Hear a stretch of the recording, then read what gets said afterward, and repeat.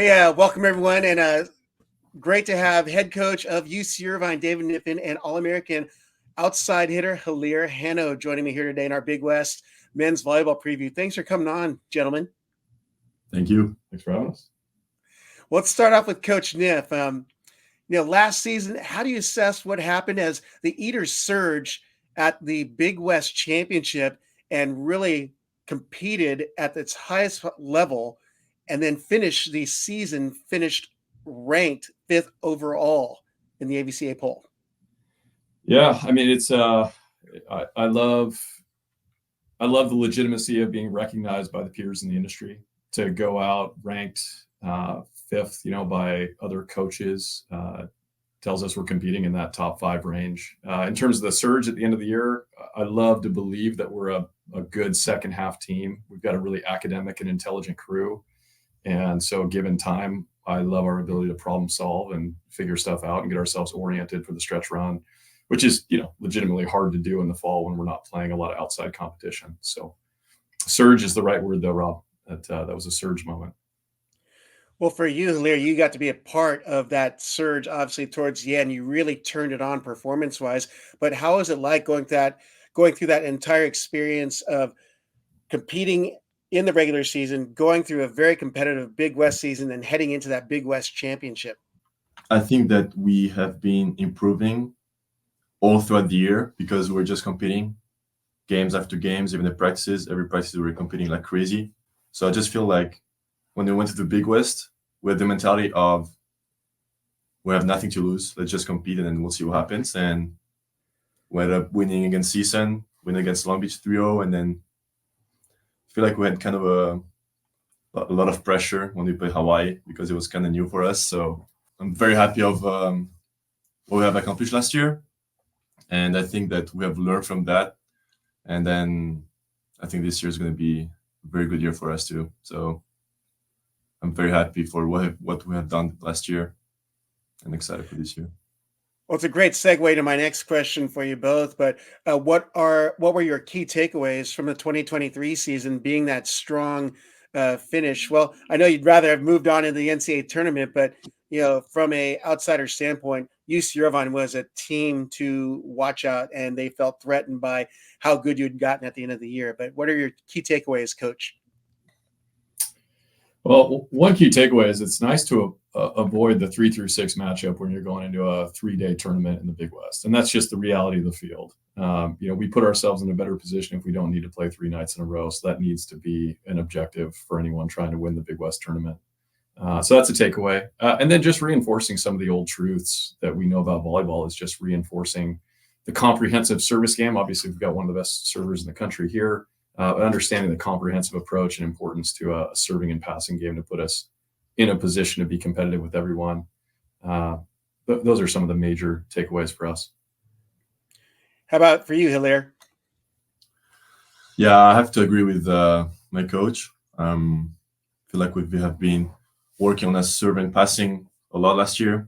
That's even though we were missing some consistency at the end of the year, we found that consistency. So we got ace less than previous games, and now we know that if you want to be as consistent as the end of last year, we have to work from the beginning of the 2023 fall, and that's what we have been doing every morning, just passing before practice, even during practice, just locked in on passing.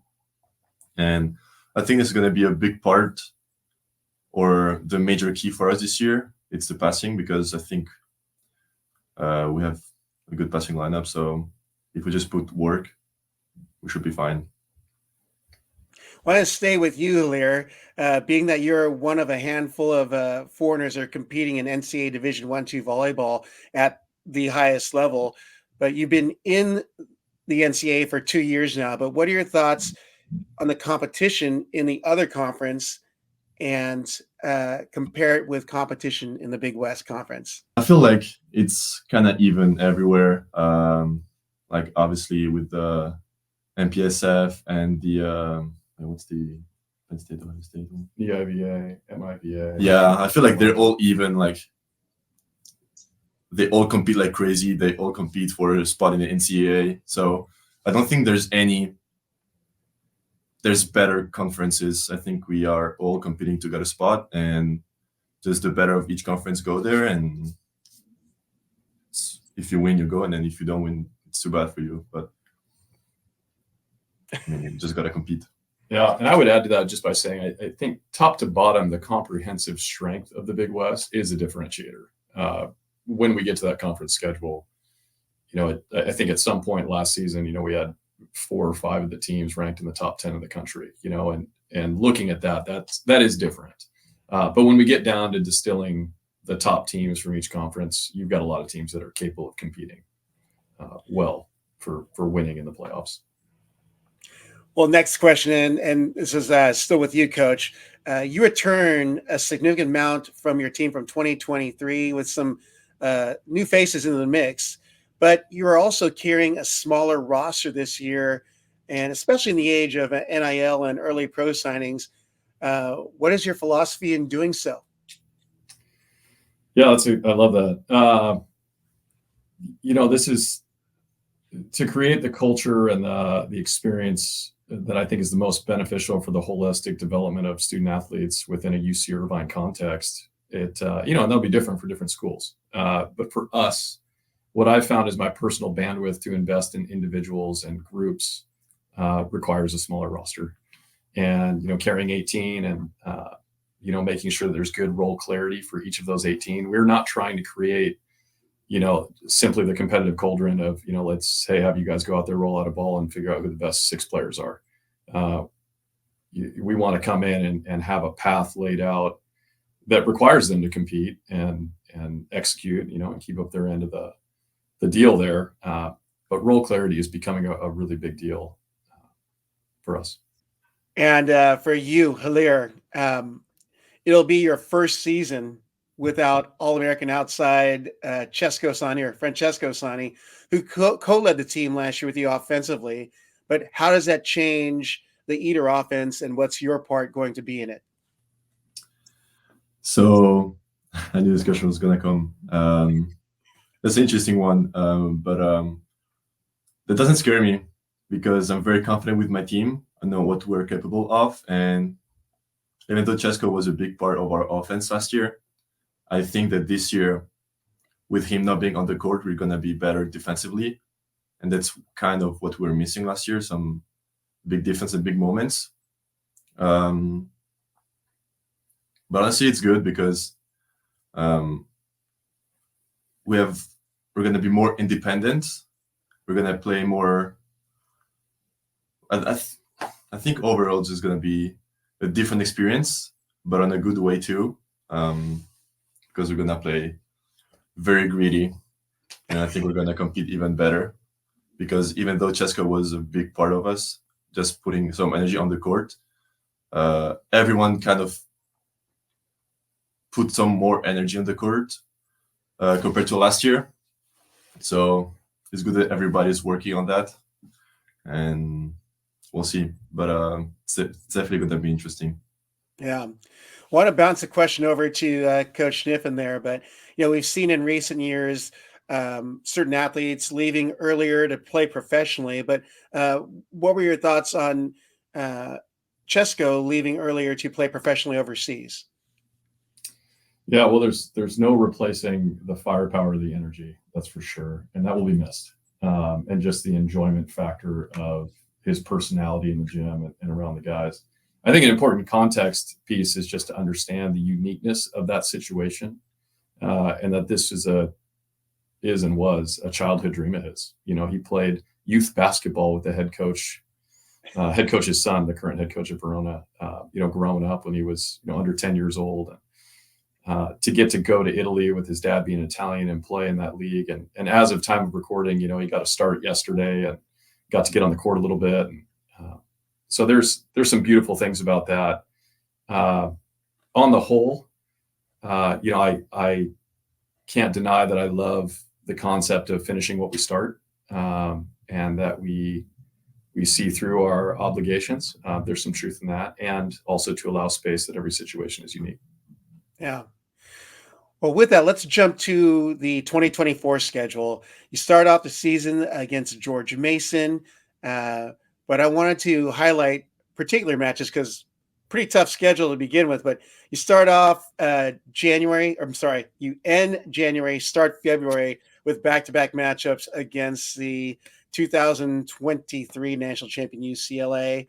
Can you talk about that preseason matchup or the matchups that could occur up until that point? And we'll start with you, Hilir. I love playing against tough teams because that's the only way we get better. I don't think we get better playing against lower ranked teams. I just prefer playing against higher ranked teams. And even though it's tough, even though we might lose some games this year, that's just the truth. I think we're just going to learn from our errors. And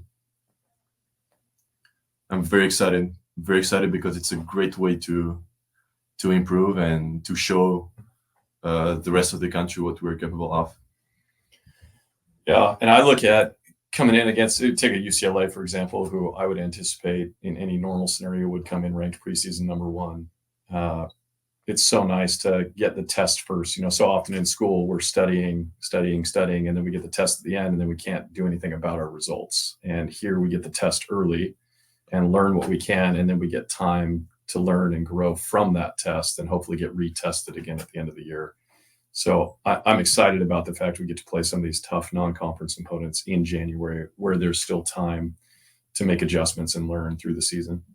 Yep. Well, Big West Big West Conference play starts March 1st and 3rd against UC San Diego. But I wanted to talk specifically about the Outrigger Invitational because 3 good matches right there in Hawaii, Grand Canyon, Lewis, and of course, you guys will be out there taking on all 3 of them. What's the mindset as you go into that tournament? Because that's people have kind of jostled up, January, February, and you're going to start seeing teams. But what could it look like for the Anteaters as they jump out to the islands? I think it's going to be very similar from the Big West tournament, just playing back to back against very good teams. I think it's going to be a great way for us to kind of practice just 3 games in a row, because the truth is that that might happen. So let's just practice as soon as we can. And then just the fact that we play Hawaii 3 times this year, I think it's great too, because they're going to be on the top 3, I think, this year. And I think it's just very good for us to play against good teams. And just as I said before, just a very good opportunity to learn and to improve as a team. So especially in the Stan Sheriff, where it's just a very special environment to play in, and just that's also where we're going to play the bigger tournament. So I'm very excited. We love going to Hawaii. I mean, there's a lot of places we love going, and part of that is just because, to be honest, I think we're an easy team to cheer for. And the Hawaii fans can get behind us just like the BYU fans get behind us. We go there. We're not really a team that's hated by anyone. And I give a lot of credit to our guys for that. We walk in, they're respectful, they play hard. They always lead with gratitude for the experience that's in front of them. And every time we go to Hawaii, that just gets reinforced. So when you combine that feeling of gratefulness that, we have going in, the honoring of the gift by going in there and giving our best effort, and the fans just amplify all of that. So tough matches, tough travel schedule. There's no hiding the fact that, traveling and then playing multiple matches in a different time zone is the real deal in front of, in a big time venue against big time teams. Certainly excitement is one of the adjectives I'd use there. All right, Coach Kniffin, you've got a rather unique core that have come in as new faces this season. And, obviously they're talented, but how did it come about, and what are your thoughts on what you've brought in? Yeah. We've experienced both sides of the transfer portal over the years, and the new reality and the shifting landscape that, at 17, sometimes 16 years old, when guys are making decisions to go to universities, they get into that experience and maybe they shift. And so we've been on both sides of that, where, in my estimation, it's helped us and it's hurt us, depending on the year. We've got a couple guys coming in this year. So Nolan Flexen, who was the NAIA Player of the Year last year at the Masters University, was somebody that we recruited out of high school. Spent a lot of time with USA Volleyball over the summer. Will stand out physically in our league. so that changes things. Brett Sheward, coming in from University of Hawaii, finished his undergrad there. Obviously, a big role player for them in that libero position, was on the court for 3 national championship matches with Hawaii, and is here. We intend to have him set for us this year. So just getting a great local volleyball player on the court with a ton of collegiate experience changes our look to complement, Joe Carlos, who's already here, and some of the names and faces you recognize from years past. But those would be 2 of our big changes. Then you'll see, I think, an emergence of Will Darcy this year. He was on the court a little bit in some of the 6-2 kind of modified sub game that we were playing. And I would expect him to hold down a more secure spot at some point this season. Well, you're getting definitely more of an international fervor to the UC Irvine squad between the Frenchman on screen, the Aussie and Darcy. You got a Canadian. You've had some Bulgarians. Diving into the international mix. And Hilir, how's that work for you, working with all these other guys? It's fun. It's fun to also to learn about new cultures. Sometimes, fun fact is, every time we step in the court and he was on the court, we just huddle up, he talks, and sometimes I'm like, I have no idea what you just said. And because he gets so excited about stuff, and then he has this very strong accent, and sometimes I'm like, okay, I have no idea what he said. I think it's funny. No, but like it's very fun to not be the only international kid here, because everybody miss their family, everybody miss their hometown, so we're kind of always there for each other, and it's good that we can also count on other people. So I think it's very good. All right, I got to finish out with this question here, but in one word, describe competition in Big West Conference play and why. And let's start with you, Niff, since you're the experienced one on this one here. In one word? Yeah. Fun. All right, that works. Hilir? I was going to say interesting. It's a made-up word. It's a better word. Okay. Interesting doesn't tell us anything. It just tells us you can't think of the right word. Exciting. All right, that works. All right, UCI head coach Dave Kniffin and outside hitter Hilir Henno. Thanks for joining us today on our Big West men's volleyball preview. Thank you. Love it. Thanks, Rob.